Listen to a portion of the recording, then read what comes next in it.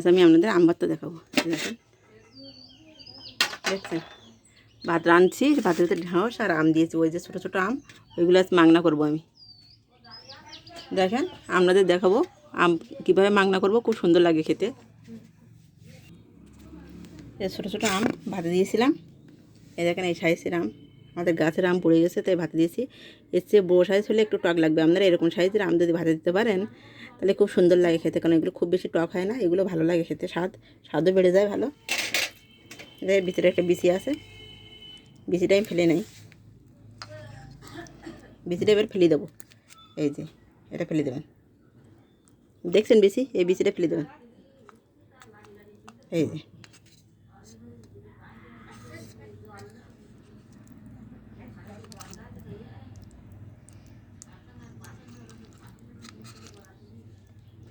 ছোটো ছোটো আম, এগুলো খুব বেশি টক হয় না, হালকা হালকা টক ছোটো লাগে, টমেটোর মতো ভালো লাগে খেতে। এভাবে আপনারা ভর্তা বানাবেন। দেখেন আমি কীভাবে ভর্তা বানাচ্ছি।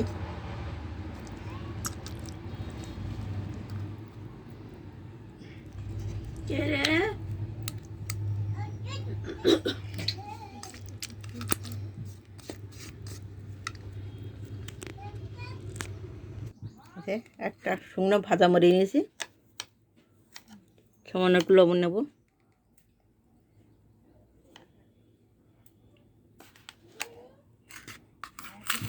এটা মেখে নেব।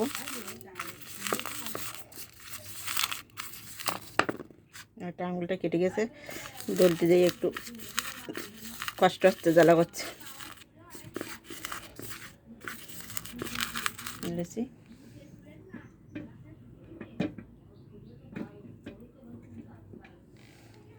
যে পেঁয়াজ দেবো,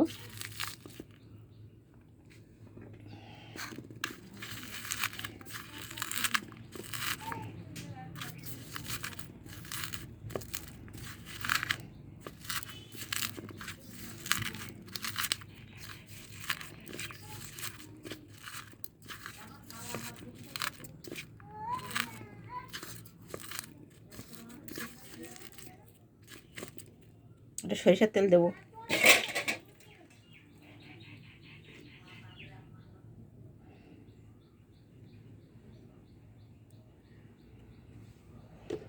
সরিষার তেল দিলাম,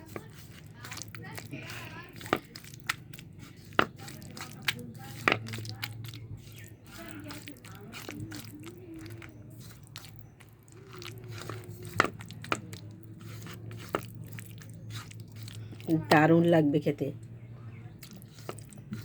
দারুণ।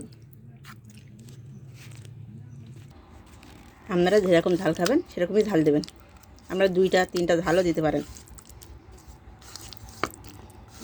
দারুণ টেস্টি, খেতে দারুণ।